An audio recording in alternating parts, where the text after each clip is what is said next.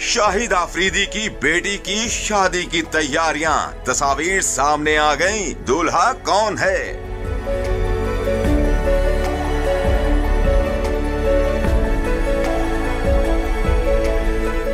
कौमी cricket team के साबिक कप्तान और मौजूदा चीफ सिलेक्टर शाहिद खान आफरीदी की बड़ी बेटी अक्सा आफरीदी की शादी की तैयारियां जारी हैं। शादी की तकरीबात की तस्वीर भी मंजर आम पर आ चुकी हैं। शाहिद आफरीदी की बेटी अक्सा आफरीदी की मेहंदी लगवाई गुज़श्ता रोज उनके घर पर हुई, जबकि शादी 30 दिसंबर को होगी।